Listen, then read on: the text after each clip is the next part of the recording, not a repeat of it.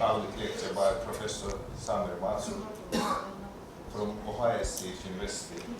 As you know, black holes are one of the most fascinating objects of study in modern science.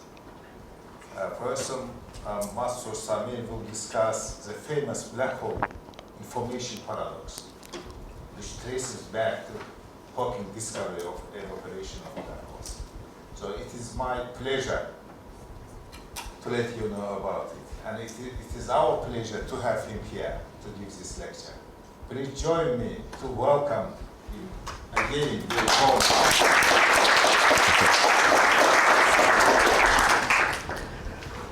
Okay, thank you for the nice introduction.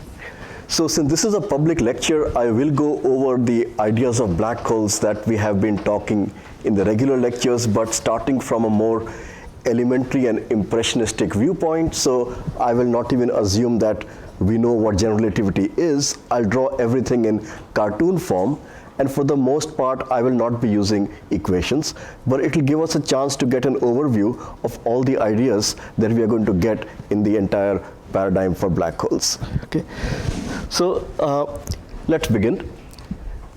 So this is Stephen Hawking, of course, and as you know, if you have studied the puzzles with black holes, what Stephen Hawking is famous for is in showing that these two basic ideas of fundamental physics are actually in contradiction with each other. Or so it seems. In the end, we would not like that to be the case, because otherwise we have a big problem with our theory of physics. So this is, of course, Einstein, who invented general relativity, and once you have general relativity, a natural consequence of that is that you will get black holes. And quantum theory was, of course, developed by many people. I just put one person up there. There's Heisenberg. And that was a theory which started from the microscopic side, where you have the theory of atoms and so on. And there, quantum mechanics is very important. General relativity, on the other hand, deals with things like stars and galaxies and so on, and in fact, the whole universe. So this started from the macro side. But of course, if these are both completely correct theories, they are going to meet in the middle. And you can imagine trying to do the quantum mechanics of a large object like a star. If you can do the quantum mechanics of an atom, you can also do the quantum mechanics of a star. And so in principle, these two theories have to meet, and if you have general relativity and quantum mechanics together, you should get a theory of quantum gravity. So people were searching for a theory of quantum gravity for many years, and it wasn't quite working. And then Hawking came and showed that, in fact, there is a very basic problem. According to his argument from 1975, you actually cannot make them fit together. So that's a very serious problem, and that's called the black hole information paradox. We're going to take a very rough overview through the ideas of general relativity and what black holes are, and then we'll try to get into what we think are the ideas that might get us away from this paradox. And as we'll see there, we'll end up challenging the fundamentals of both general relativity and quantum theory, the way things will behave. Ultimately, they will fit together, but what we'll actually have to surrender, we'll have to surrender something, and that something will be our classical intuition for how black holes behave. So normally black holes are big objects, so we thought that classical physics would be okay for them, but we'll find it's not the case. We'll find that quantum theory actually completely changes the structure of black holes, and that's the only way to get out of the paradox. Okay, so that's going to be the main lesson at the end. Okay, so let's begin with an overview of general relativity from the point of view of somebody who doesn't know general relativity. So we can go back all the way to Galileo, who's, as the story goes, he dropped two balls from the top of the Leaning Tower of Pisa. They had different masses, but then he found, hey, they reached the ground at the same time. So he could have tried to plot a graph of the height y of the ball as a function of the time, and if they actually fall together, in fact, you'll get the same line. So that's, of course, the beauty of gravity. If you had some other force like electromagnetism, that's not true. Different objects have different accelerations, but in gravity, everybody accelerates together, no matter what the mass, and they all follow the same trajectory. And as I just said, situation is very special because it holds only for gravity. So if you have something like electrostatics, you have a charged plate here, it's carrying positive charge. If you bring a charged particle with positive charge here, it shoots up. If you have a negatively charged particle, it shoots down. A neutral particle doesn't want to go anywhere. So if you plotted the y versus t graph for these particles, they'll actually be all different depending on the charge.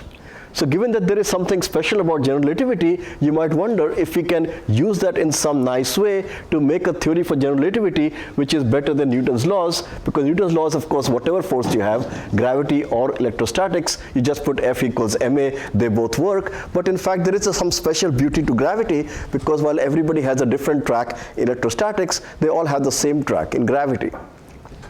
So that's of course called the equivalence principle. Everybody actually tries to fall together under gravity. But in fact, one thing we are going to challenge at the end, the reason we are starting so slowly, is that once it comes to something falling through the horizon of a black hole, it's actually the equivalence principle which is actually going to give. It's not going to work anymore, and we have to understand why. Okay, so in the traditional approach of Newton, if you have x versus t diagram for a particle, if you want the motion of a particle, as Newton told us, if there's no force on a particle, particles move in straight lines with constant velocity, so that will be the graph. And if you actually had some force, then you would not get a straight line, then you will get a curve. So if you have a force, the graph will be curved. If there's no force, the graph will be straight, and that's what Newton would have told us. Of course, what you can try to do now is look at a curved sheet of graph paper. And on a curved sheet of graph paper, you can see I've tried to draw a curved sheet of paper here. You can try to draw a straight line. And then you can wonder what's the meaning of a straight line if the paper itself is curved. And that sort of can be defined, because a straight line you can call the shortest distance between 2 points. And if you define it that way, then even on a curved surface like the Earth, there are these straight lines. They're not really straight, but they're the shortest distance between 2 points. And so you can call them straight lines. And so this was Einstein's idea. Suppose there's some gravity in some region, then you want to describe the graphs of particles moving in that region. What Newton would have done was take flat graph paper and drawn a curved trajectory on it, and the curve would come from the acceleration of those particles under gravity. But instead, what we could do is take a curved graph paper and just draw the straight lines on it, with their straight in quotation marks, because of course these are shortest paths. They don't look very straight when drawn like this, but there is a shortest distance between 2 paths. And he said, well, that would be the correct way to deal with describing the motion of gravity. So again, this is a particle with no force and the space is flat. If there was a force, Newton would simply give you still flat graph paper and a curved trajectory, but Einstein would say take curved graph paper and draw the straight line on it, and that would be the answer. Well, in fact, if you take the curvature of the graph paper to be appropriate, you do manage to get the correct path of the particle under gravity.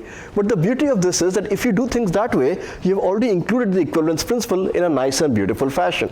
Because now that you take a curved graph paper in this fashion, if this particle trajectory, this is the shortest line between 2 points, well then I can take a small mass particle, it will go here. I can take a heavier mass particle, it will have to go on the same trajectory, because after all my rule is follow the shortest path. So if my rule is that all the effect of gravity is in the curvature of the graph paper, and after that there's no physics in the particle itself, you just follow the shortest path. In that case, everybody automatically follows the shortest path. So you can't do this for electromagnetism, because if I try to curve the paper in such a way that the shortest paths give you the motion of a proton in some system, well, that would not be the motion of an electron, because it will actually have a different acceleration. But if you know that everybody follows the same track, then the whole curvature of the track can be actually absorbed in the curvature of the paper and actually let the track be the straight line. Well, what's the advantage of doing this? Why not just stick to Newton's way? In fact, it turns out that the answer you get by doing it this way is a little different from the answer you get by doing it in Newton's way, and in fact this answer turns out to be correct. So in fact, if we had flat space, of course things move in straight lines, but suppose you had the sun sitting in the middle of our solar system, it curves the space-time, and then the Earth would actually move in circles. And so if you do it this way, with the curvature of space, then you find a little different answer from what you got with Newton's laws. With Newton's laws, you know that planets described closed ellipses, and they keep repeating themselves on those paths. But if you do it with general relativity, then you find the paths are not exactly closed. The ellipse sort of keeps precessing. It goes like this, and then like this, and like this. It's a small amount, but in fact, that's what matches observations and not Newton's laws. There was a question. Yes? Can we say, in some sense, Earth's orbit is a straight line? Yes, you can say that. If straight lines in quotation marks, in the sense this is the optimal path which extremizes the path length. So if you draw the path length in the full space-time, four-dimensional space-time, and you take the Earth's position at one place and another place, if you find the path length which optimizes the proper distance between them, that is the path. So that's the way you find the entire path of the Earth in general relativity. And if you do that, you find that the path is not a closed ellipse, but the ellipse sort of slightly precesses each time. And for Mercury, you find this a small precession. Every century, you go through this many arc seconds. And in fact, it's a beautiful observation from almost a century ago that in fact that is indeed true. The orbits are not closed ellipses. They do want to precess.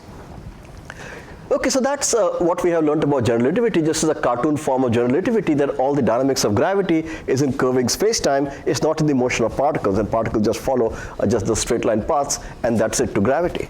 But once space-time becomes curved, it opens the direction to doing a lot of interesting things. So once space-time is curved, you can just start drawing pictures, and you can start writing science fiction books. This is a flat space-time, flat piece of graph paper. If you put the Earth, the sun in the middle there, it makes a curved piece of graph paper. So you just put there, it just bends the graph paper, and up to here it's correct. And then what you can say is, okay, if I bend it enough and enough, maybe at some point I can tear a hole in it.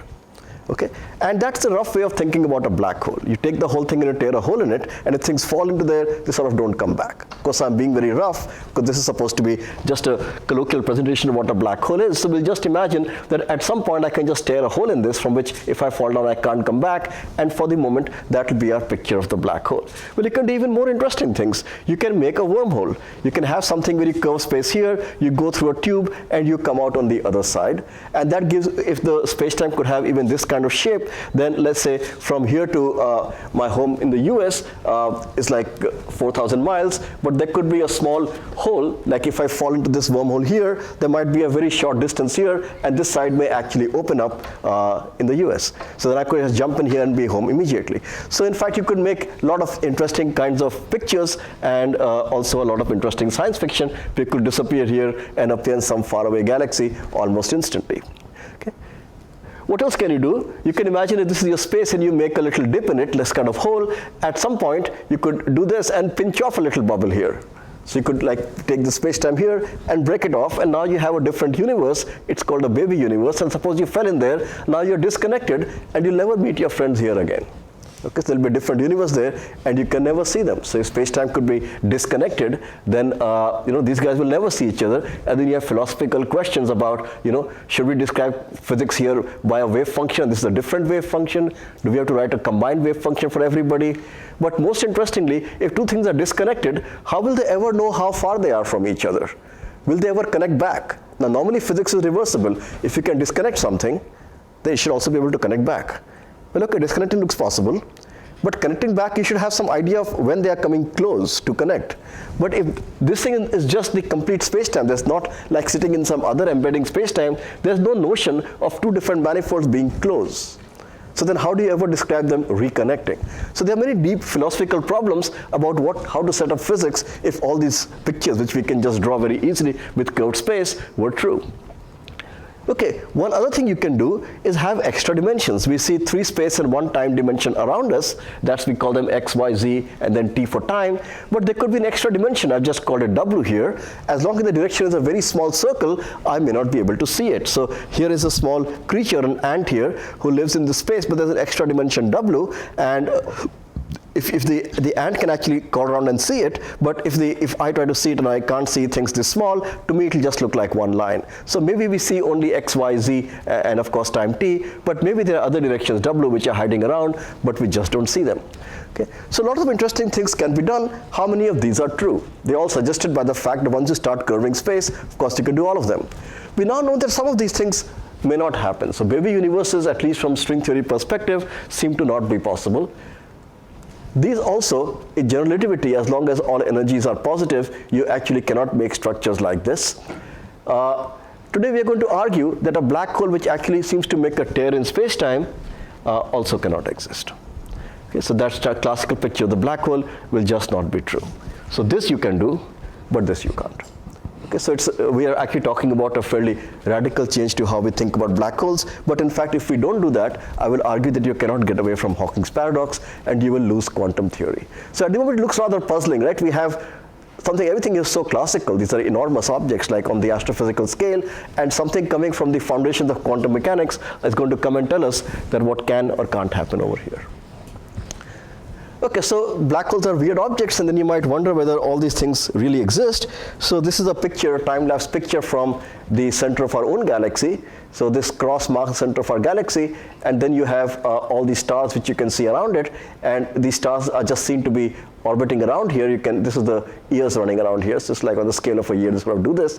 And you can see a very funny thing. The stars come close to this place, and then they just turn around. Okay? But there's nothing here. The star is just meant to mark the place. There's no light coming from there. And so this, we believe, is the black hole center of our galaxy. You see, you guys come and turned on so sharply. It's a black hole of about 1 million solar masses. And you can see that these guys are just zipping around, but no light is coming from there. From last year onwards, we have a picture actually of a black hole taken by the Event Horizon Telescope of the galaxy M87. Okay, so you can now see there is sort of a hole there. It's a little puzzling as to what this picture shows.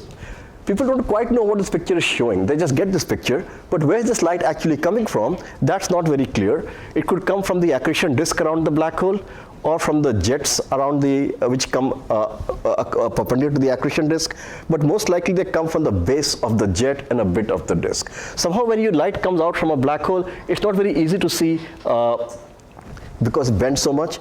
It's not easy to see where it's coming from. So you just see the outline of where the region from which you can catch a black hole, but you can't actually see what exactly you're imaging. But in any case, the fact that you see a hole in here tells you that what you're imaging at least has a black hole in the center.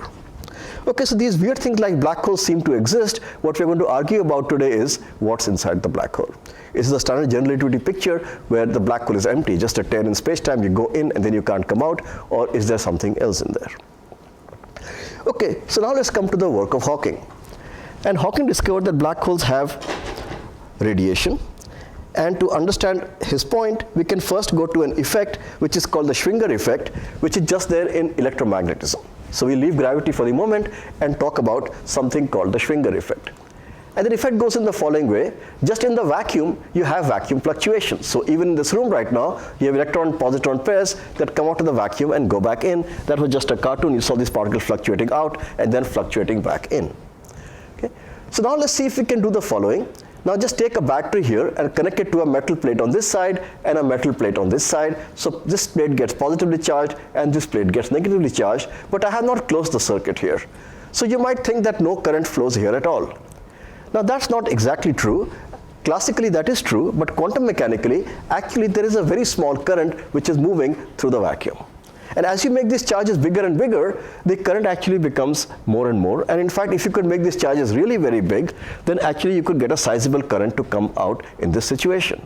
Well, where does the current come from? If this is an absolute, just a vacuum, how can it have any conductivity? Well, let's see. So we can have a vacuum fluctuation, electron-positron pair can pop out of the vacuum. And if I did nothing else, if I didn't have any of these plates around, of course in a short time it would annihilate back again and disappear. We just had that happening before we put these plates in. But now that these plates are here, what's going to happen is that the electron gets pulled towards the positive plate and the positron gets pulled towards the negative plate. Okay, so in fact there is a current flowing, because if the electron gets pulled here, then it can of course move through here. You know, electrons are attracted by the positive plate of the battery, and then the electron gets pushed out of here, and then it meets the positron over here, and you can see the loop is closed.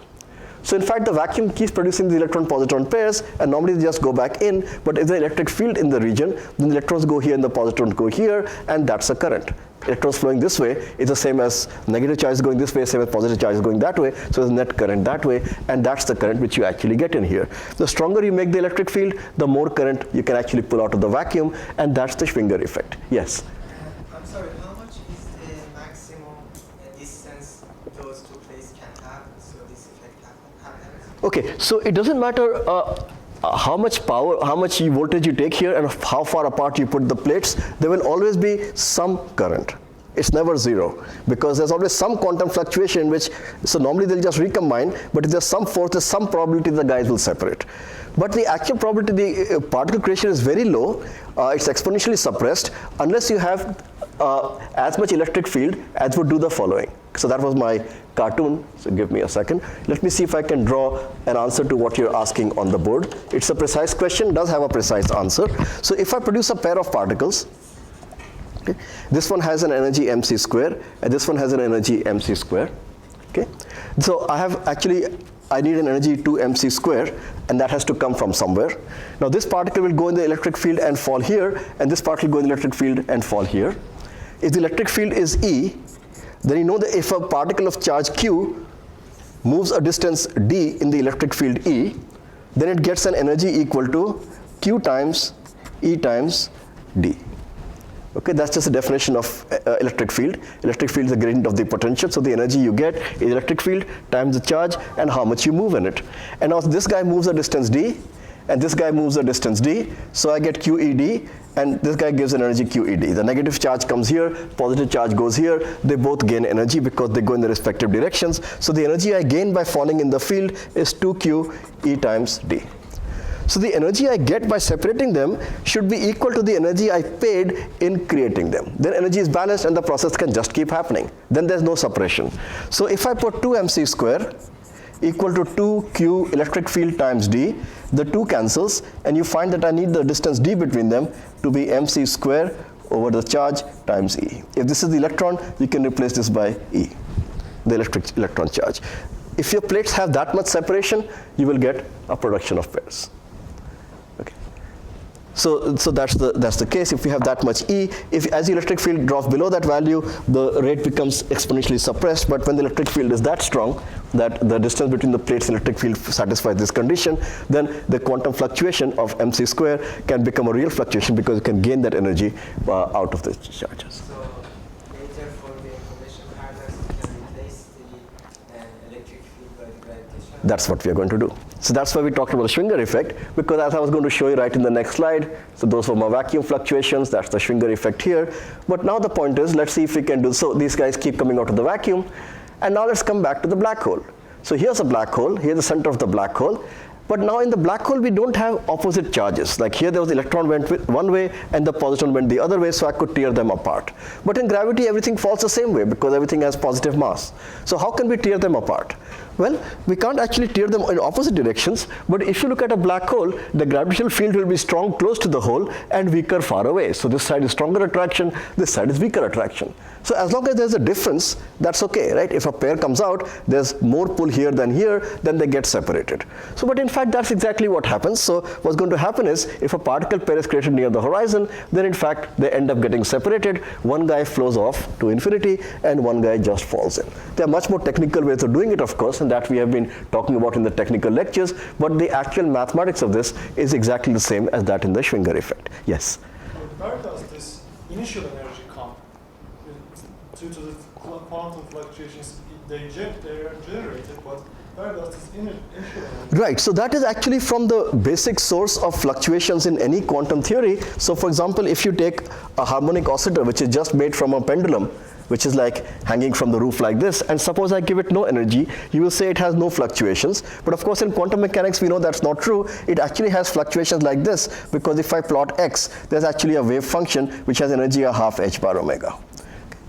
Okay. So it's actually those wave functions. It's actually those fluctuations, and it's actually very close to the harmonic oscillator problem, because when you do quantum field theory, instead of the position of the oscillator, you look at, let's say, the strength of the electric field. In the vacuum, you would think E is equal to 0, but that's a classical statement. Quantum mechanically, E cannot be exactly 0. It will be fluctuating, and if you plot the amplitude, as a function of E, the wave function will not be at E equal to 0, but it will have a bit of a spread. And the spread basically means there's some electric fields around, and those are the fluctuations of the photons. So if you want to know photon fluctuations, they are just the fluctuations of the electric field.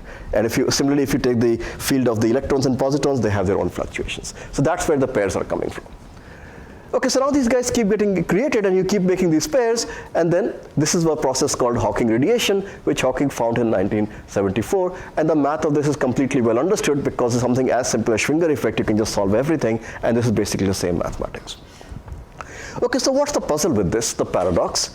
And the serious problem that we run into is the following. Again, here's my pair of particles. It gets created, and these guys run off like this. But when some energy comes out, the remaining black hole has to become smaller because energy is conserved, and so the black hole has lost some energy. And so when the next pair comes out, the black hole is going to get even smaller. See, it became even smaller. And if I keep doing this, in the end, the hole is going to disappear, and I'm going to have all this radiation left. Let's make a crude understanding of what the problem is when this happens. And the problem is the following way. You can take a large bunch of one kind of object, let's say apples, and then if there's enough of them, they will collapse and make a black hole. Let's also take a large bunch of something else. This is a bunch of oranges, but the total mass of oranges is the same as the total mass of apples. So these guys will also collapse and they will also make a black hole. So let's just see if our pictures will do that. They collapsed and they both made a black hole. Now these black holes actually have the same mass because I took the same mass of apples and the same mass of oranges. So in fact the black holes are completely identical. If there's any difference between them, it's all in the center because my apples went here and my oranges went here. But certainly there's no difference in here because here all I feel is a gravitational field, and that comes from the metric of the black hole, and that depends only on the mass of the black hole, so that's the same. Now these particle pairs which are being produced, now they are being produced because of the gravitational field. Just like the electric field in the Schwinger effect was tearing the particles apart, we didn't care who was creating the electric field. It could be created by electrons on the plates, it could be created by muons on the plates. We only care about the electric field because that is pulling the vacuum fluctuations apart. Similarly, in the Hawking effect, we only care about the gravitational field because that is pulling the vacuum fluctuations apart. So in fact, the vacuum fluctuation will be identical, and so and also the pull on them is identical. So in fact, there's no information in what is being created here. These objects out here have no information on whether we had apples or oranges in the two different black holes. And so in the end, when the black hole is gone and only the radiation is left, the problem is this final state of the process which has radiation is going to be the same. It has no information of the initial state, which was the apples or the oranges. So this is what is called information loss. It's a crude way of understanding the information problem. We started with two different states, that they both made black holes, and then they both created particle pairs. In the end, I have the radiation, so energy is conserved, but my information is lost because my information about apples versus oranges is gone. Somebody had a hand up. Yes? So the escape velocity near the event horizon is near to the speed of light, right? Yes, yes. So in order to conserve the momentum, the inside particle should also have the speed of light. So therefore, it has a high amount of momentum. So how does this lead to the fact that it is reducing the total energy? Okay. So let me see how I want to answer that. The ultimate answer to this, of course, is that we are not really dealing with particles. They are actually waves. And so just thinking all the time in classical things may not actually help me. But let me also try to see if I can write down what you are asking in pictures. So momentum conservation is a funny thing. If I actually try to see how the particles are moving, actually it turns out that if this is how I draw the horizon, so the horizon of a black hole is actually a 45-degree line because a light ray moving along the horizon doesn't manage to escape. So that's how the light ray goes in general relativity. A particle just outside, a light ray just outside manages to go this way, and a light ray just inside manages to go that way. Okay? So in fact, it's not like they're being kicked apart very hard like that. What is happening is they are both actually trying to go the same way. Neither of them is actually going in. The outside particle is here and the inside particle is here. Of course, I'm drawing pictures here, so they seem to be going like this. But if I draw the space-time diagram, this is space and this is time in some rough way of talking, then in fact, they're actually both going the same way. So when you actually see particle pairs being produced, this is also a particle trying to go out, but it's just inside the horizon, so it doesn't manage to make it out. It basically falls in because something inside the horizon gets sucked in, even if it is trying to go out. But this guy was trying to go out and just manages to escape after a long time. So it's not like they were repelling each other very hard. They were both trying to move out, but because the structure of light cones, these guys can escape, and here the light cones are such. The light cones sort of look like this, right? So anything which is inside here the light cone is sort of tilted like this. So you just keep going in. Even if you're trying to go out, you go in. Of course, you are thinking of a particle which is going in very hard, and that would be something like this, but that's not the member of the particle pair which is involved in Hawking radiation. Yes, but this is for the massive particles. Yes. How about massive particles? Well, the same. The massive particles also, when they are coming out at this point, they have a very high energy, and you can approximate them as massless. They're going to move just at the edge of this light cone, as close to the edge as possible, very close to the edge. They're not trying to go in, they're still trying to go out. And just because they are massive, they'll take a little more difficulty to come out. So massive particles radiate with more difficulty, but it's not like they are being shot in. It's not like they are shooting each other like. Kinetic energy is high. Well, kinetic energy is not actually a very good concept in general relativity, because it depends on which frame you're looking at. In a local frame, when you go there, nothing is moving. But let's talk about it in more detail later on. So that's like a GR question. So, but it's an important one, so we should talk about it, yes. Is there really this kind of problem? I mean, do we know any black holes experimentally getting lost completely? By Hawking radiation? No, we don't actually know that, and that's because the black holes we know have masses of like 1 solar mass, or the galactic ones have mass of 10 to the 8 solar masses. So the evaporation time for a 1 solar mass black hole is 10 to the power 120 years. But the age of the universe is only 10 to the 11 years. So a solar mass black hole, you will never see it evaporating. But if you had a black hole which is much smaller, if you had a black hole of mass 10 to the power 16 grams, it would evaporate in the age of the universe, 10 to the 11 years. So in fact, people have looked in the sky for signals of evaporation of primordial black holes whose size is 10 to the 16 grams. The point is, small black holes are not easy to make today because you have to squeeze the stuff into a small time. So only when the universe was very dense, there might have been some process which produced small black holes. Today, the only way we know how to produce black holes is by having a star having an endpoint like a supernova explosion, and the back reaction of that just blows it in and makes you a black hole. So some big astrophysical process can make black holes, but then you get solar mass black holes. You don't actually end up getting tiny black holes. And solar mass black holes radiate too slowly because the wavelength of Hawking radiation is set by the radius of the black hole. Solar mass black hole is 3 kilometers, so radiation coming from that is 3 kilometers. The temperature of a 3 kilometer wavelength is very low. You have no hope of seeing that in the sky. Okay, so you can see how we have lost information. The radiation is the same in both cases, and you can see where the problem came from. The problem came because the radiation came from the horizon. It got pulled out of the vacuum. That's not how normal bodies radiate. If you burn a piece of coal, the radiation comes from the atoms in the coal. So if you had an atom here on the surface, the photon will go here. If you had an atom here, the photon would go there. So different pieces of coal will give you different radiations. But if you're going to pull the thing out of the vacuum and the gravity is the same in both cases, you will not have any information. So it's a very basic problem. You can just see the problem right here in pictures. And so then Hawking said quantum mechanics is violated because in quantum mechanics, any initial state evolves this way to a final state, and so you can turn it around. You can get the initial state from the final because you can get the final from the initial. So everything is reversible in quantum mechanics, but now this time it's not reversible. We have taken two different initial states, apples and oranges, and we get the same final state, and that doesn't make any sense. That cannot be fitted into quantum mechanics, and so you get the black hole information paradox. Well, then string theorists have to worry about this because string theorists are trying to make a quantum theory of gravity. In the beginning, they were quite happy because they're not worrying about it too much. You can see a happy string theorist there. It turned out they were actually thinking it's not a serious problem for the following reason. They were thinking that if you have made black holes of one kind, it does make something slightly different in the center here as compared to making it from oranges. That we agree. There's some small difference here. And then they thought because of small difference here, they might create a small change in the way the pairs are being produced. So I've drawn the small change schematically by saying, look, here they're going this way and here you're going that way. There could be a small change like this, and then these little changes might actually hold the information about whether you have apples or whether you have oranges. Even this is not easy to get because when you actually look at the light cone diagram, if this guy has to affect this, the effect is outside the light cone.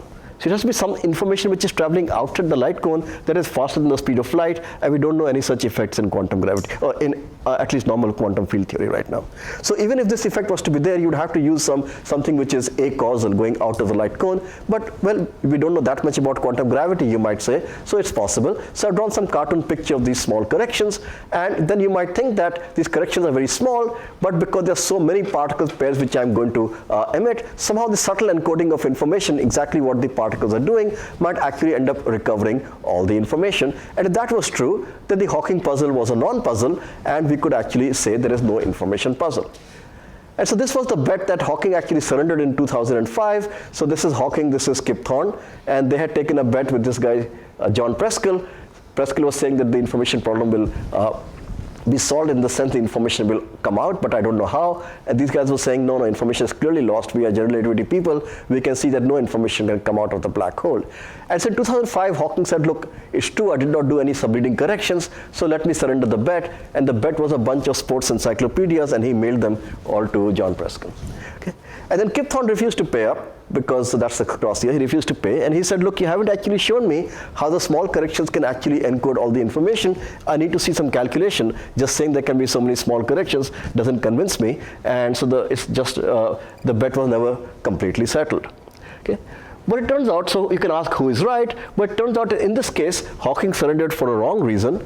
In the end, Preskill is still right because we think in string theory information is not lost, but the reason for which Hawking surrendered is not correct, because we can actually prove that if the correction at each stage are of order epsilon, then the fraction of information that you can recover is at most 2 epsilon. So in fact, if you have small corrections, even though you're going to emit many particles, you cannot actually recover any sizable amount of information. To prove this, you require some statements from quantum information theory, like the strong subadditivity of quantum entanglement entropy.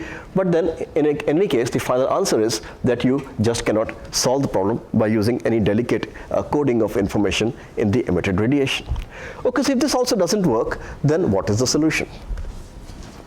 So let's try to see what we can get out of string theory. So string theory looks like a weird theory, and most people who are not actually working in string theory don't seem to like it. And they don't like it because all the features in it which they see are like so different from what you actually see in normal Einstein gravity, or which you observe in the sky around you. But it will turn out it is exactly these particular features that help us to solve the information puzzle.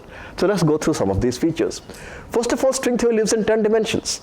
So it's 9 space and 1 time dimension. So if you're trying to make a black hole in our usual 4 dimensions, then the other 6 dimensions will have to be compact circles. We already talked about the fact you can have extra dimensions. As long as they are small enough, they can be, they will not see them. So 6 out of those 10 dimensions must be little circles. So people start saying, look, that looks weird, but it turns out if we don't have these extra 6 circles, we can't solve the puzzle. So it's very important that string theory actually lives in 10 dimensions and doesn't work in 4 dimensions. Yes? Why 10? String theory can choose its dimensionality? No, it's completely fixed to be 10, and the way you get it mathematically in the beginning looks completely strange. It turns out that if you actually try to take a string and look at its vibrations, and you try to see, the string theory should at least contain a graviton in it, which should be a massless particle. Okay? If you actually take a string loop, it has some vacuum fluctuations of its own, right? If you have vacuum fluctuations of something, of a string, it just behaves like a scalar field living on a circle. Now, you might have heard this word Casimir energy. How many of you people have heard the word Casimir energy? Okay, good. So if you have energy, if you have a scalar field living in a compact space between 2 plates, of which is the same thing as on a little circle, it actually has a Casimir energy which is negative. So the string by itself, even though you don't even put any vibrations on it, the vacuum state of that string actually has a negative energy. Okay, so that's weird. We wanted to get a massless graviton, but we've got a negative energy, and we don't know what to do with that. You shouldn't have any negative energy stuff in your theory. But then if you add some vibration energy to it, then the energy can be brought up. And then you can bring it up to 0. But vibration has a definite amount of energy, because if you have a string of length L, if you put a vibration on it, it will have energy 1 over L, or 2 over L, and so on. So as you increase the number of dimensions that the string lives in, the more degrees of vibrations it has, and each kind of vibration it has acts like one scalar field living on the string, and so you get that much negative Casimir energy. If you have exactly this many dimensions, 10, then the negative Casimir energy is actually exactly enough to be cancelled by 1 unit of vibration. And that's the beautiful way it works out. If you take, let's say, some 7 dimensions, you'll have some amount of negative energy. You add 1 vibration, it'll go positive. You'll never actually get 0. And so you can never actually make a massless graviton out of it. And it's actually really beautiful that initially the energy actually goes negative for just a string loop with no vibrations, because when you add 1 excitation, you've got to choose which way the guy is vibrating. You have to choose an index. You have to put 1 vibration going clockwise, 1 going anti-clockwise for technical reasons. Each one carries an index, so the massless particle carries 2 indices, and that is G mu nu, the metric. It automatically comes out with the correct indices. So the whole thing actually fits very beautifully, but because you need the Casimir energy to be negative exactly -1 unit, so that you can actually cancel it by 1 unit of adding energy, that's why you actually need to be exactly 10. Okay, so you have 6 extra dimensions, and there'll be these circles, and we are not supposed to see them because we see only 4. So that's one weird feature of this theory. Then secondly, instead of point particles, we seem to have extended objects like strings and brains and all. We have all these sheets instead of point-like particles, and people haven't seen that in the lab around you. So you say, that's weird. You're telling me there's a string, and then you're telling me it's so small, like Planck size, that it looks like a particle. Why should I believe any of that? But we see the fact that the objects are extended is crucial to solving the black hole puzzle. And you can see how that's going to work out, because if you just have some particles, point-like particles, and you put more energy in it, like a black hole has a lot of energy, mc square, right? If you take a lot of energy in point particles, what can point particles do with extra energy? They can just run around faster. Okay? But if you have something which can stretch like a rubber band and you put a lot of energy in it, then what can happen? Of course the guy can move faster, that is still there, but also it can stretch. Okay? So as it stretches, it can just become bigger, and we'll see that that's a new kind of effect which is going to get us to a whole new solution in string theory, which we would not have found in normal particle physics. The third thing is the coupling constant, which makes particles split and join, denoted by the symbol G, is actually variable. It's actually a field. It's a scalar field coming from the dilettone, so you can think of it as being small or large. There's a scalar field. I can send a pulse of scalar field in this room, which makes it, let's say, go from a small value and rise to a big value, and then maybe the pulse goes down again. So when that wave of scalar field is coming through the room, the coupling constant could be small here. For a while it becomes big, and then it becomes small again. Okay, because it's the value of the scalar field which is the coupling. Okay, that sounds weird, because normally coupling constant thing like electrostatics and so on, just alpha 1 by 137, it's all fixed. But here the coupling is variable. It'll turn out this is a very useful technical tool for understanding black holes in string theory. So all these look like weird features, but we are going to use them. There were already some hints in the early days that string theory might be a useful object in understanding black holes. If you just take a string which is vibrating, okay, you put some energy to a string and the string is vibrating, it starts emitting some energy, just like a guitar string. If you pluck it, it emits sound waves. So vibrating string can emit gravitons, and you can compute the rate of radiation, and then you can try to see if I put this much energy in the string, and for that much energy, if you make a black hole with the same energy, and here you compute Hawking radiation, you find the radiation rates are actually the same. So if you take energy E and you see what's the rate of radiation from energy E, you do it with a string or do it with black holes, you get similar radiation behavior. Okay, so that's interesting. It already shows you there's some kind of, the string seems to know a little bit about what black holes are doing, but doesn't really solve our puzzle, because our puzzle was that if you have two different objects which make a black hole, the information is not actually encoded. So even though the rates are the same, it's the fact that the stuff is coming out of the vacuum, the radiation is coming out of the vacuum, that's the puzzle. So like in this picture, here it's coming out of a string. There is no, if the string is vibrating this way, the gravitons come out this way. If the string is vibrating this way, they'll come out here. So that's like a normal body. What comes out depends on what's in there. But if they come out like this, the information is not there. So even though the rates are agreeing, we haven't really solved our actual puzzle. Okay, but now let's see what we can do. If we make the gravitational coupling weak, then we just have ordinary strings. They behave like rubber bands, and we know everything about them, but certainly they are not black holes. They're just, when you don't have any gravitational coupling, when you have no coupling, you don't have any gravitational coupling either, you don't make a black hole, just have free strings. They're rubber bands, you can solve everything with them, and you can play around with them, and different shapes emit differently. We've already seen that. Okay? So now, how do we actually change the behavior at the horizon? If you try to say, I'll have some stringy physics at the horizon, at first it didn't seem to make any sense, because if a particle falls in, a little string loop will also fall in. So if your particle physics changes to string theory, it at first seems that nothing can happen. String the little loops, they'll also go in. How can you change the physics at the horizon? Just by having string theory. So now let's come to see what we actually found when playing with black holes a little more seriously using the entire theory of strings. So again, we started weak coupling. We take some strings and branes and we join them up together to make a bound state. And here's a bound state. The green ones represent branes, the red lines represent strings, and you make a bound state of these objects. Now it's a little difficult to talk about bound states in any theory, so it requires some technical work, but in principle it's a very well-defined question. If I gave you a million strings and a million branes, you join them together, you'll make a bound state. And now you have a good technical question you can ask: how big will be the bound state? Now that depends on the theory. So if you take, for example, bosons, which can do Bose condensation, and you make a BEC out of them, if the size of one boson wave function was this much, you can put a million bosons and the size will still be this much, because they can always go on top of each other. Okay, so bosons so the number of bosons can keep increasing, the size of the bound state will look exactly the same. If you take, let's say, nucleons to make a nucleus of an atom, then you know that nucleons do hard sphere packing. Okay, they don't go into each other. So the size of the bound state grows like the atomic number to the power 1/3. Okay, that's just hard sphere packing. So how the size of a bound state grows depends on the theory, and that's the question we need to ask. So at first people thought, well, the natural scale in the theory is Planck length, 10 to the minus 33 centimeters. So it doesn't matter how many guys we put, we expect the guy to be Planck length in size, and so it's sitting there Planck length in size. What we used to draw as a dot, maybe it's smeared around to Planck length, but that doesn't really affect the physics, because the particle pairs are created here, and this stuff is 3 kilometers apart from here. How can that make a difference? But turns out that's not what actually happened. When we started making the bound states of strings and branes, then we found that the size of the bound state grows with the number of particles you put in the bound state. And here I've drawn a cartoon of that. Here are my branes, here are my strings. When we do the technical lecture on this, you will see exactly how it is expanding and how to compute this bound state. So we will learn that on Monday. But here you can see this is where the horizon radius would have been, but the entire bound state somehow never becomes smaller than the horizon size, and the horizon never forms. So you never get to a situation where you're actually pulling particles out of the vacuum. Instead, this bound state just radiates from its surface like any piece of coal, and now different states are going to radiate differently. All the information comes out, and there's certainly no information loss here.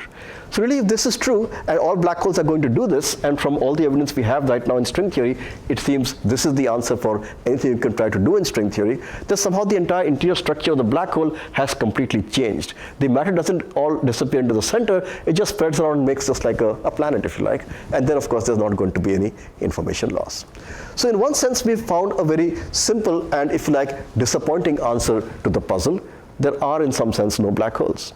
They behave like black holes. They have all the properties of black holes, like the size and the mass, and in fact we'll see even the entropy, but they certainly don't have a horizon into which you can go in and make then negative energy particles. On the other hand, we've actually opened a whole new Pandora's box of physics, some very interesting physics, because you really have to ask, how did the Planck length physics which you expected, how did it become so big to reach out to 3 kilometers? So normally you thought quantum gravity is confined to the Planck length, because if you start with c, h bar and g, and you try to make something of the units of length, you only get L Planck, which is 10 to the minus 33 centimeters. So that's why people thought all quantum gravity stays at the Planck length. But there was a flaw in that argument. If you scatter 2 particles, it's true that quantum gravity effects only start when the wavelengths become Planck length. But on the other hand, if you're going to put lots of particles in the game, like to make a big black hole, you have to put 10 to the 50 particles in there. Now you have to ask what's the size of a bound state of 10 to the 50 particles. Dimensional analysis just gives you LP, Planck length, but if you put n particles in there, you have to ask if the bound state will be size LP or n times LP, or maybe n squared times LP. That depends on the theory.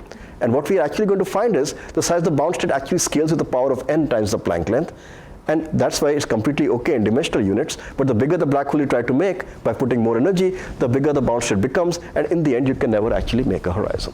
So that's the story that we are actually finding from string theory. And so now you can see this solve the black hole puzzle, and so now the real question is, why didn't everything just get sucked into the center? Why doesn't everything just fall in? And as we started making more of these fuzzballs, the digital structure of the fuzzball became slowly clearer. And so let's go back and see how we actually make these states in string theory. So here is our compact dimension. This is the dimensions we see, and this is one of the compact circles. We said we're going to use them, so let's try to use them. Okay. So normally this was a cartoon picture of the black hole. This was the inside, this was the outside. This is a 3-dimensional picture, but let's just draw one dimension, maybe this one. That's easier for me. So I just draw that one dimension. The center is over here, and the horizon is like here and here. So the other dimensions are there, but I'm just keeping one axis out of all of them. Okay, just for purpose. And so this region from here to here is the inside, and this is the outside. Okay. Now if there was an extra dimension, like in string theory, there was an extra circle like this, then this one dimension would actually be like a drinking straw. Okay, it's like a straw, and I would live there. But if I can't see these small circles, then of course I live on, it looks like a line to me, but really I have a little tube. Okay, of course, extra dimensions have been around for a long time, right from the work of Kaluza around 1918 to 1920. And at that time itself, people knew there could be extra small circles. People were thinking about those. But it didn't seem to change any physics, because there's a small circle of Planck length everywhere in space-time. Everywhere there's a small circle in this room. Then in fact, it will be inside the black hole also. There's a small circle here, here, here, and the mass will be here, and the horizon will be here. How does it make a difference? Here you would get negative particles, energy particles, you get positive energy particles.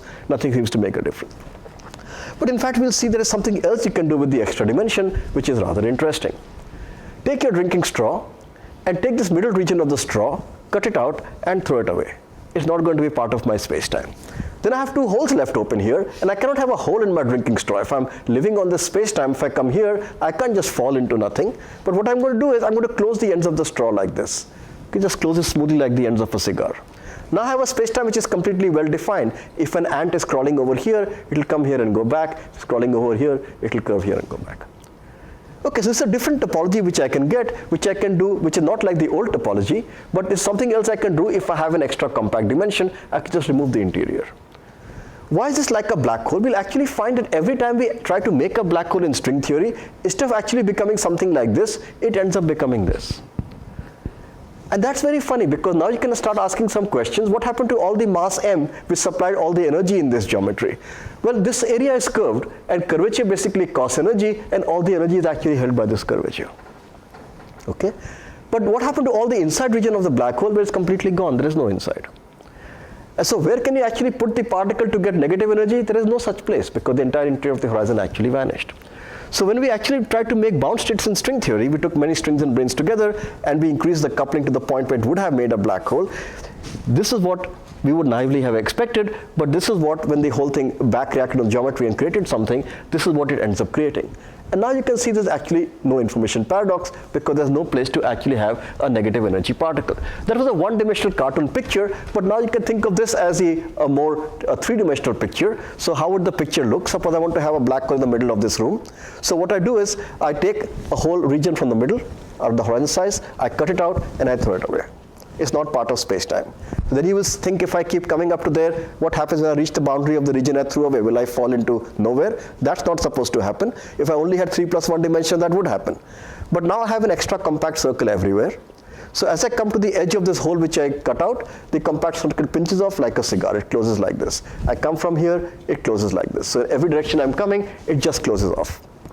And if I do that, my space-time is a completely well-defined manifold. I go like this, I just turn around and come like this. I come here, I come back like this. It's a completely smooth space-time, but there's no inside of the black hole, and there's actually no place to actually get any negative energy particles. And so every time we actually try to make a bound state, now people have been doing this for over 15 years, we always find this, and we never find the traditional black hole. Okay, so that actually solves the problem, but actually in a sense it opens more questions than it answers at this moment, because really, as we said, the question is, why does semi-classical physics get violated so badly? So let's go back and ask the question, how will fuzzballs form? So it seems that this solves a logical problem. If the black holes are like this, radiate from the surface, they're like pieces of coal and there's no puzzle. But if you take a star and you let it collapse and you just put all the equation general relativity in a computer, it just goes in and makes a black hole with everything being low energy density, low curvatures. It looks like general relativity should be valid.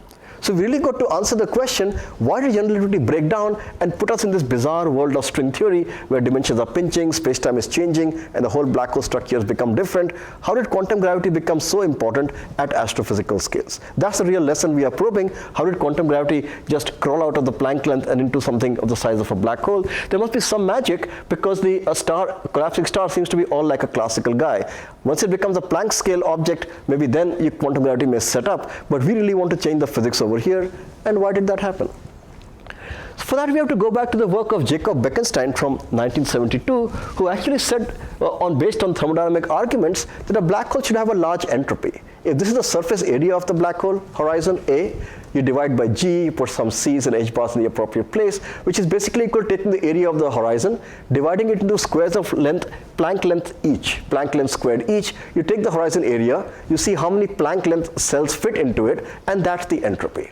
Now entropy is the log of the number of states. So if you actually want the number of states of a black hole based on this hypothesis, then you have e to the power, the area upon Planck length squared number of states, and a solar mass black hole then would have 10 to the power 144 states. Okay, so these thermodynamic arguments told Bekenstein that a black hole is an object with an enormous amount of entropy, far larger than the states of normal matter like a gas with the same energy. So black hole really is something very interesting. It has a very large number of internal states. We're actually going to see that that effect is going to be very important in showing us why semi-classical physics is violated in the collapse of a star. So if you just take a normal physics, you don't get this much entropy, but Bekenstein's ideas told us that black holes have an enormous entropy. Can I just check how many people have heard of the entropy of a black hole being area upon 4G? How many guys have heard that statement before?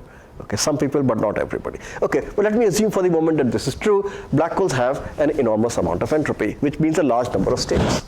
So now consider the probability that a star is collapsing.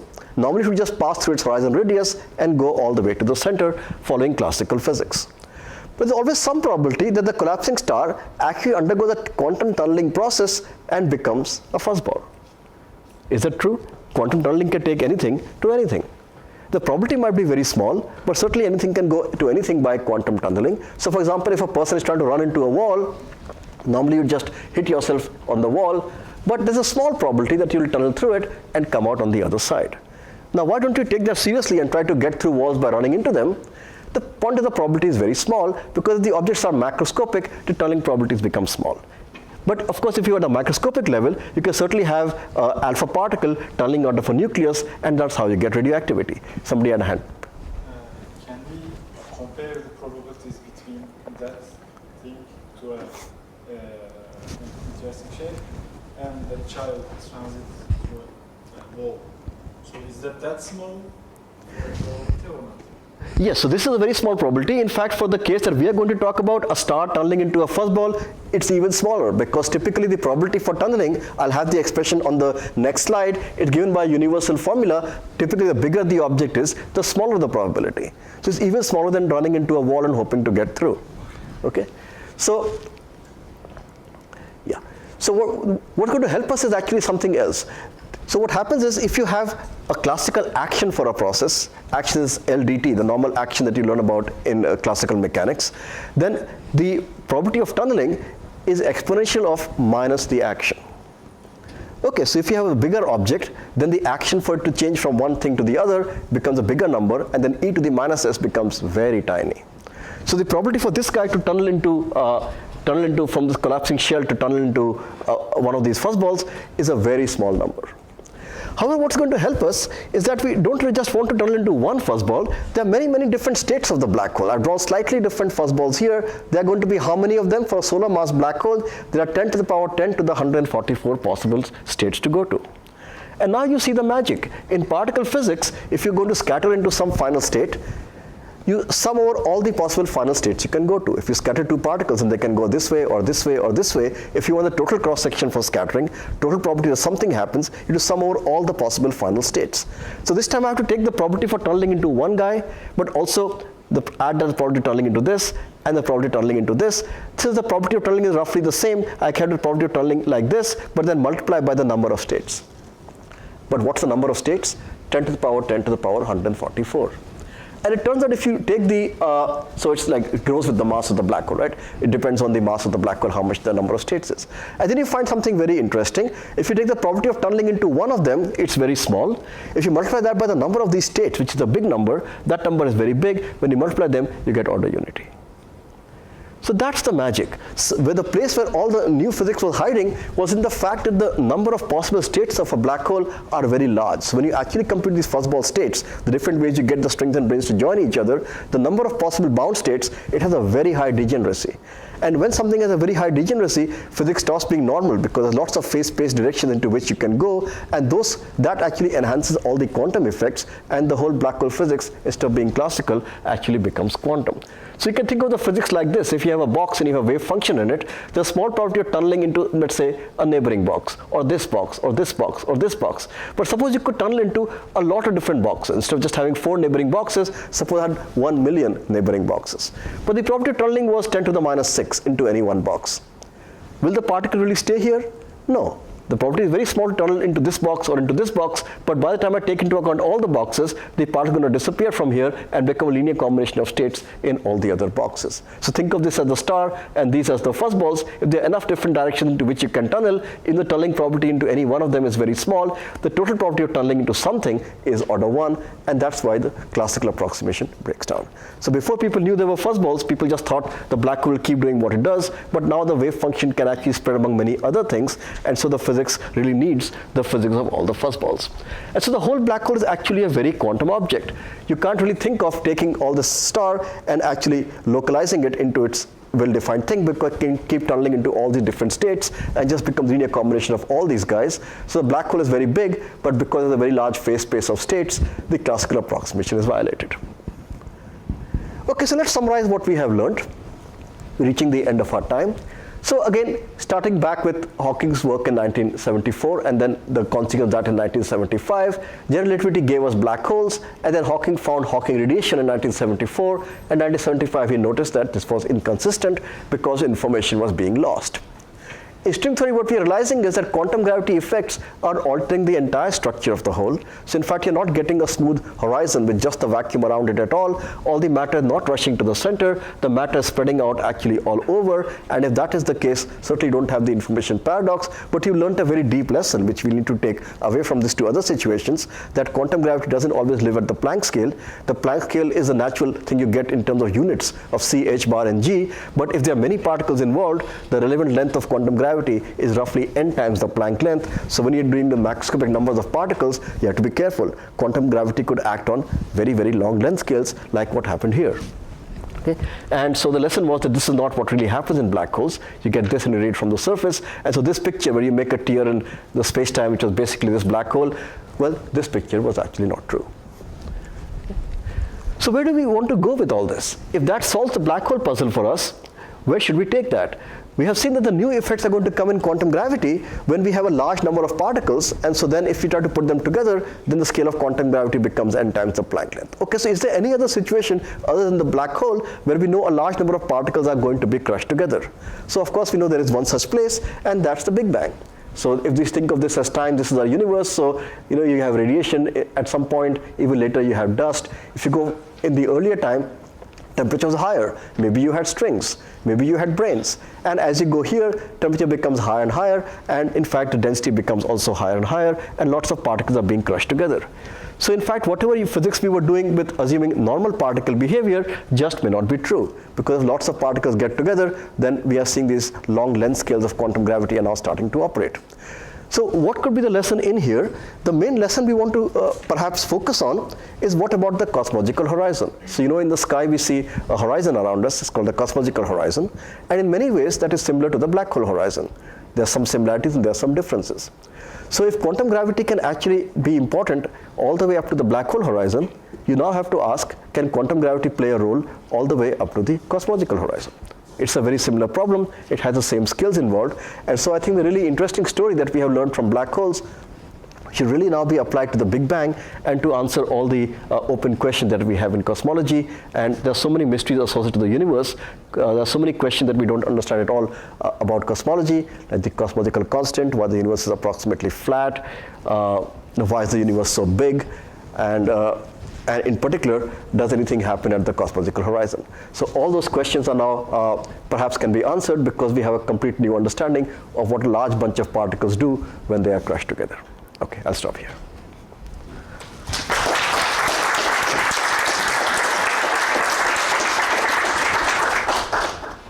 Yes, question. So I have two questions. First of all, we know that the number of microstates of a black hole is too much, as you said. Yes. But consider a star which is collapsing and becoming a black hole. So in the moment that it is reaching the Schwarzschild radius, it is still a star. Yes. But the number of its microstates should be large. Or does the number of microstates somehow jumps from a small number to a large number? Okay, so that is the process of how the black hole will turn itself into fuzzballs, right? So we don't know that much about the process. We just know on the two sides the answer is known. So it will my guess would be it will start changing as it comes close to a Schwarzschild radius. It has to jump in number. Okay? But the numbers on each side for the star and for the black hole, they are very clear and well established. So for a star or any ordinary matter, the maximum entropy that you can have was computed by 't Hooft, and that is basically the area of the object, again in Planck units squared, to the power 3/4. And for the black hole, it is A over Planck length squared, like this. So there's a big difference because it just looks like a quarter power difference, but because this is a huge number, the ratio is huge. Okay. So black holes certainly have many more degrees of freedom, and we are supposed to understand that in the fact that once you crush something into a black hole, all the stringy degrees of freedom are liberated, and they have a huge amount of entropy. So there is a strange jump from that number to another. Yes, so a jump by itself is not so unusual, right? I mean, if you take some liquid and you boil it and you get it into a gas, the entropy changes dramatically. So when you have a phase change where the basic degrees of freedom become different, the entropy actually changes. So that itself is not unusual. And so you really are having a phase transition. We really have to think of black hole formation as a phase transition where the effective degrees of freedom went from being simple atoms to becoming strings and brains. and so the entropy will jump. Okay. So my second question is that with the fuzzballs being present, how do the objects fall inside the black hole? So with the fuzzball, things will not actually fall inside the black hole. They cannot actually fall inside the fuzzball. But people often ask this question, what happens if you fall onto the fuzzball? Will you go in any sense? Is there any classical idea of going in? And there is an interesting story here called the story of complementarity, which people have been trying to develop. And there's been a lot of back and forth about the idea of complementarity. And the idea goes like this. So at least with the fuzzball, suppose we talk about the story in the context of fuzzball, you clearly can't go in. The whole thing is like a star, right? If you go in, it's not like empty space. But we would like to save our classical intuition if possible, because every time we have some classical physics, quantum physics modifies it, but some approximate classical intuition remains. So is there any approximate sense in which you can still imagine that we are falling into a black hole? And this is the idea that people were developing, which has taken many manifestations. Some of those ideas were wrong, but really the idea goes under the title of complementarity. If people want, I can say a few words about that. I had some slides, maybe in my extra slides, I have some slides at the end of my talk. Let me see if I have, okay, yeah, I have some slides on complementarity here, so let me talk about those. I have extra slides on something, let me just pick up something. So this is the idea of complementarity. So sometimes you can take two completely different systems. See, this is a piano, and this is a keyboard. They actually sound almost the same, right? Because they have some frequencies, and this produces some frequencies. But actually they are very different objects. But if you hear something in a room from outside, you can't tell if it's a piano or a keyboard. Okay, let's see if the same idea can be used to do the following. Suppose you have a particle, a photon falling onto a normal black hole, and here's a photon falling onto the fuzzball. It's just some way that this dynamics, which is real, can mimic this dynamics. Then you have some approximate idea of maintaining classical physics. So let's see how that might work out. So in quantum theory, every state is characterized by some energy E, and then Einstein told us that E is equal to h nu, so every physical system is really characterized by its energy levels, which is same as saying it's characterized by some frequencies. So you guys know that if you do quantum mechanics, you just have energy levels describing the system, and that completely characterizes the system, which you can say is just characterized by some set of frequencies. Okay? An atom is characterized by some frequencies coming from the orbits. Now if two different systems actually have the same frequencies, they are indistinguishable. So this is what goes in string theory under the name of duality. Sometimes you can take one system in string theory, and then a completely different system in string theory, but they have the same frequencies, and they can actually then be mapped one into the other, and that's called a duality, because it's impossible to distinguish between them. Okay, let's see if there's any version of this which you can pull out, at least in some form, and use it for what we are asking. So if you take this guy and you let it fall in classical black hole, this guy goes in, and then you can describe the dynamics of this infall as a set of some frequencies, because any process in quantum mechanics is described by some frequencies. I've called it frequency nu1 black hole, nu2 black hole. This is what you would get if you did classical black hole physics. Okay. Now, if you fall on the fuzzball, you can't go in. Space-time just ends. So all you can do is you can vibrate the fuzzball. I've tried to draw a vibrating fuzzball here, but the vibration of the fuzzball is also given by some frequencies. I've called it nu1 fuzzball, nu2 fuzzball, and so on. Okay, now what happens if these frequencies which you get for the black hole dynamics are approximately the same as these frequencies? Okay, this is like the piano, this is like the keyboard.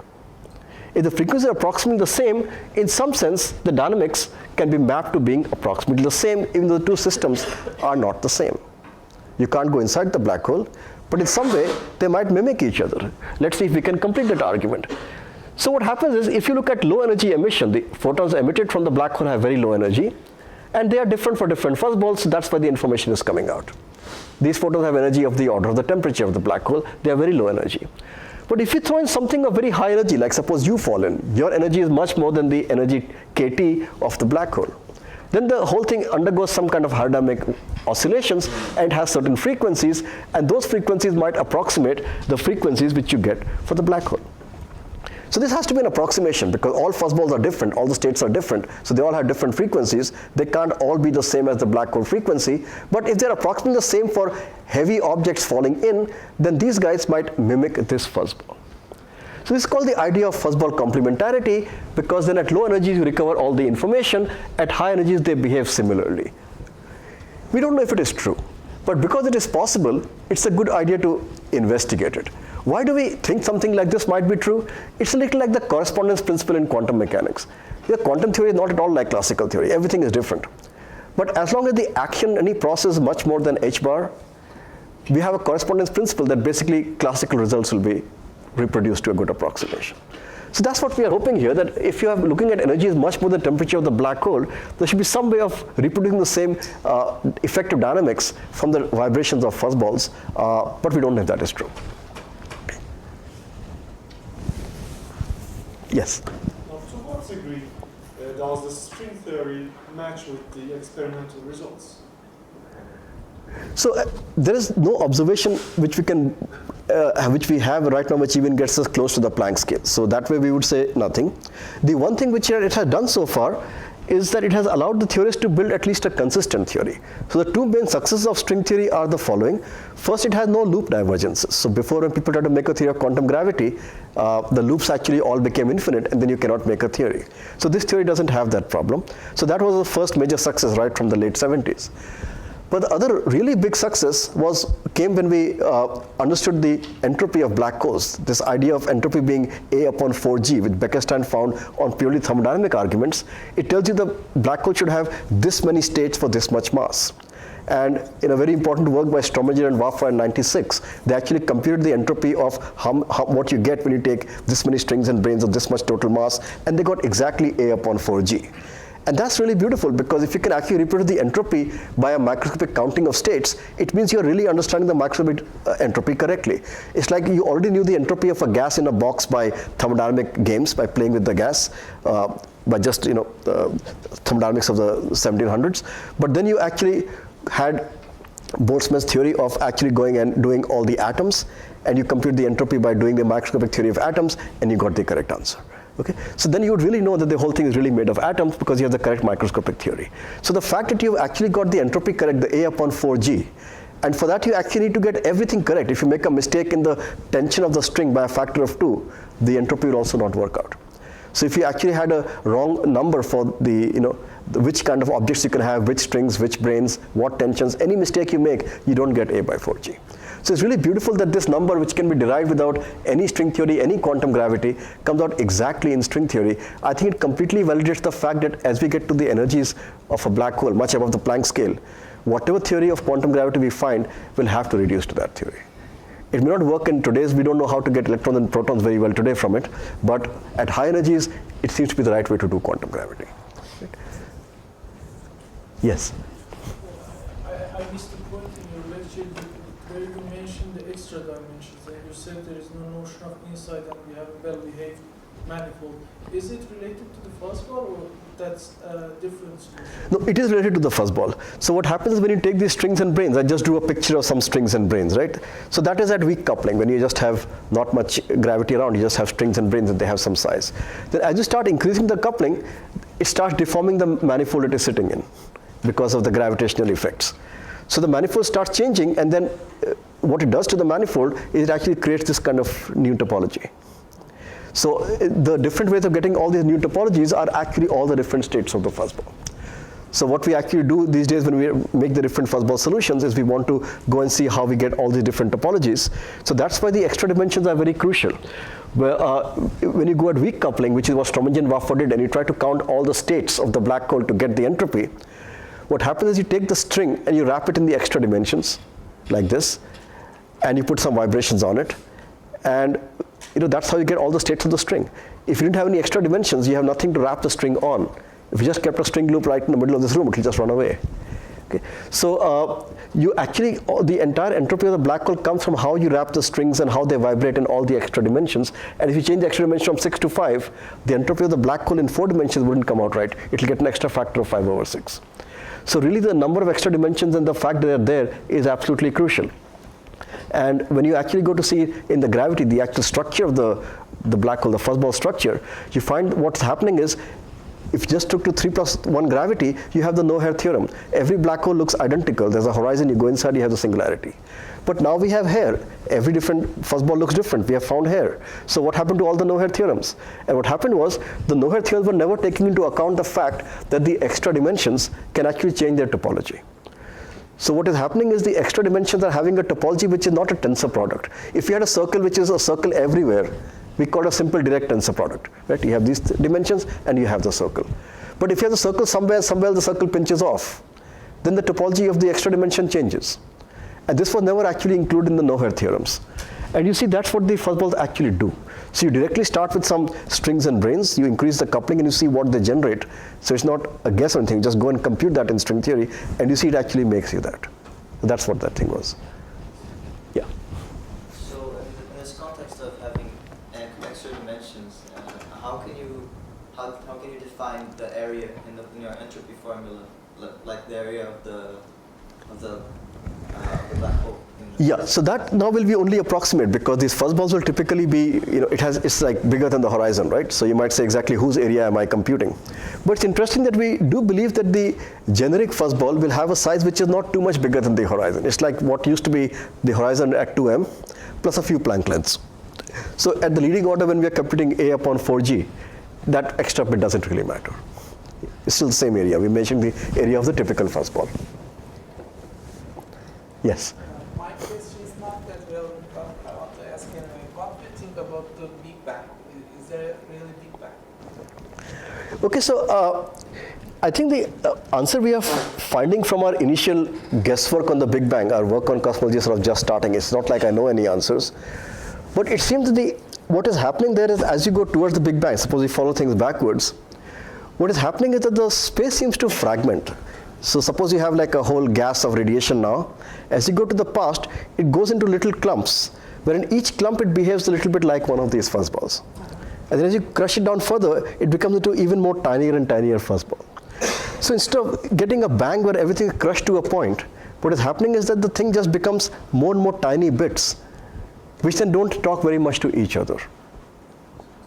So that's what seems to be happening. But we can talk about it in detail later on if you like. So it's a different picture of the black hole. It somehow does some of the Big Bang. It does something else.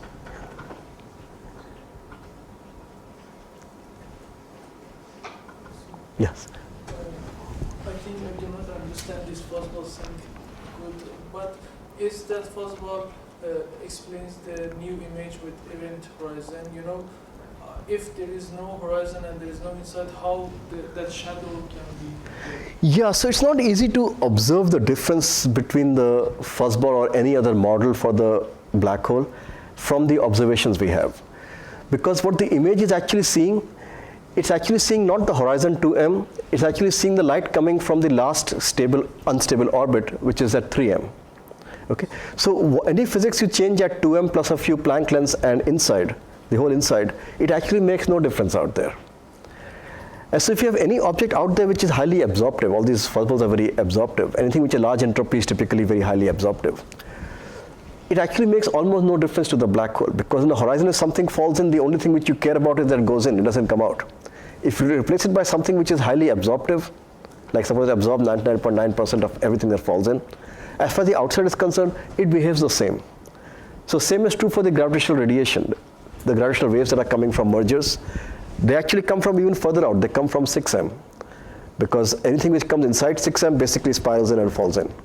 Now if it falls into a horizon and goes in, or whether it falls in and gets absorbed by the fuzzball, it makes no difference to the part which is actually leaving.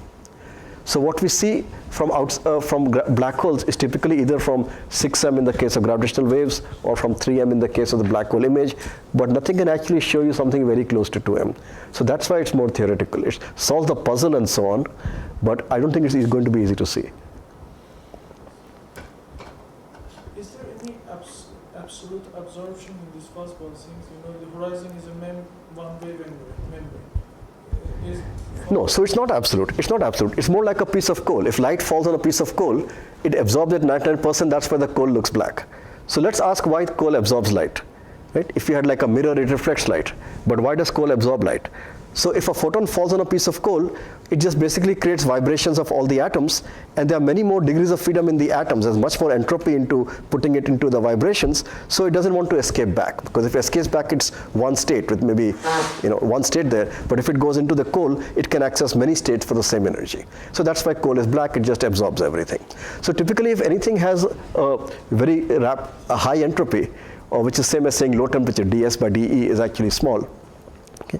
So ds by dE is large, that's equal to 1 by T, so that is T is small. In that case, typically going to be highly absorptive. So once something, because the entropy here is so big, if something falls onto the black hole, there are many more excitations it can have inside as compared to leaving. So once something comes in, it doesn't want to go back. That's how all absorptions are. Nothing special about the black hole. So because the black hole has a large entropy, its absorption is going to be 99.99%, and then it doesn't matter. So in principle, of course, everything comes out. The fuzzball is like a normal object. It will come in and ultimately it will go out. But it will go out after a long time. But that it will look black and radiating thermal radiation just like a piece of coal. But there's no information puzzle. It's not lost because it's not like I had negative energy pairs and I was getting everything going with a lot of information but no mass because the negative energy reduced the energy. None of those things are happening.